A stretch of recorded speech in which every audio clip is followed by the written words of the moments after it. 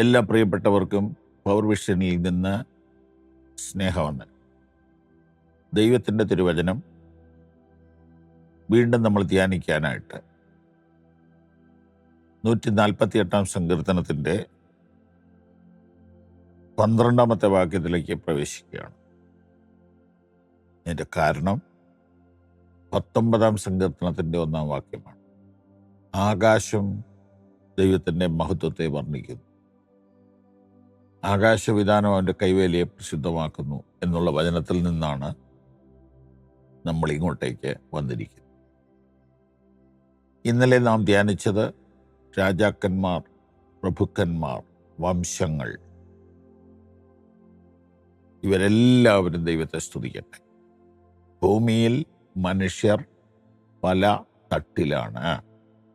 ഈ രാജാക്കന്മാർ എന്ന് പറയുന്ന വിഭാഗം ഇപ്പോഴും അറബ് രാജ്യങ്ങളിലുണ്ട്.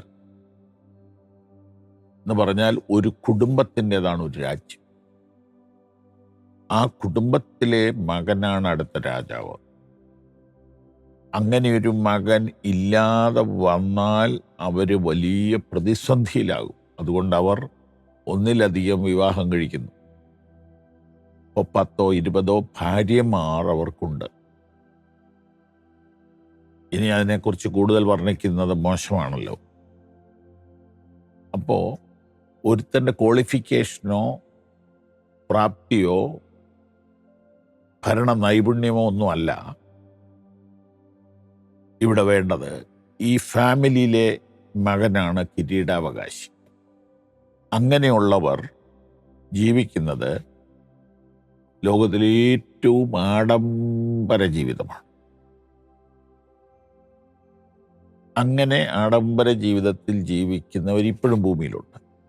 എന്നാൽ ദൈവത്തെ ആരാധിക്കുമ്പോൾ ആ വ്യക്തിയും ദൈവത്തെക്കാൾ വലിയവനാണെന്നുള്ള ഭാവം വെടിയണം. എന്നിട്ട് സകല മനുഷ്യരും ഒരുപോലെ ദൈവസന്നിധിയിൽ ദൈവത്തെ സ്തുതിക്കണം. എന്നിട്ട് പറയുകയാണ്,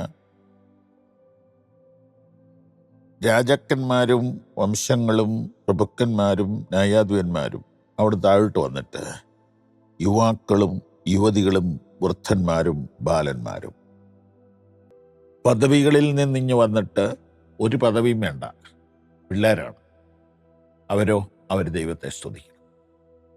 യുവാക്കൾ, യുവതികൾ, യങ് മാൻ ആൻഡ് വുമൻ എന്ന് പറഞ്ഞിരിക്കുന്നു. നമ്മുടെ സമൂഹത്തിൻ്റെ ശക്തി യുവാക്കളാണ്. നമ്മുടെ സമൂഹത്തിൻ്റെ കുതിപ്പ് എന്ന് പറയുന്ന യുവാക്കളാണ്. ഇലോൺ മസ്ക് ഒരു യുവാവാണ്. ചാർലി ക്രിക്ക് ഒരു യുവാവായിരുന്നു.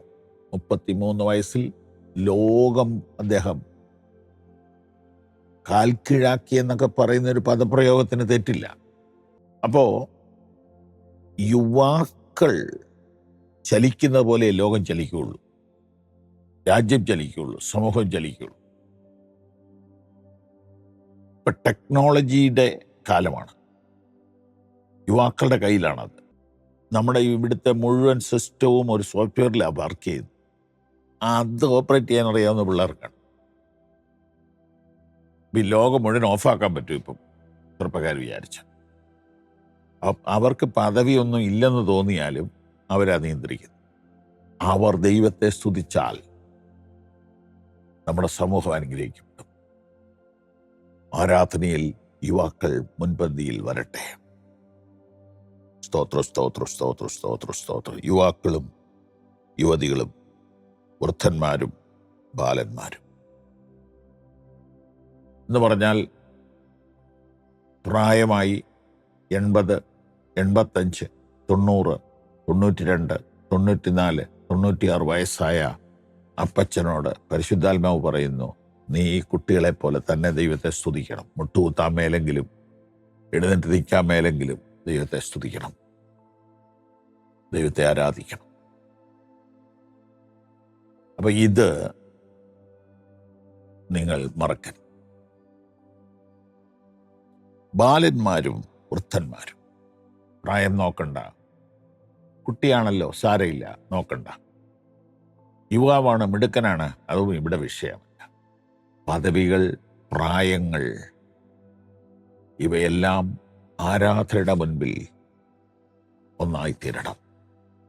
കാരണം എന്താണ്? സകല ടെക്നോളജിയുടെയും ഉടമസ്ഥൻ ഇവിടെ വന്നിരിക്കുന്നു. സകല എഞ്ചിനീയറുടെയും മുകളിലത്തെ ആൾ ഇവിടെ വന്നിരിക്കുന്നു.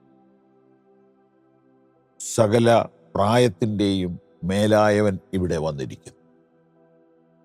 അതുകൊണ്ട് നിങ്ങൾ സ്തുതിക്കുന്നതിൽ ഒന്നും കുറയ്ക്കരുത്, ഒന്നും കൂട്ടരുത്. ദൈവം തമ്പുരാൻ വലിയവനാണ്.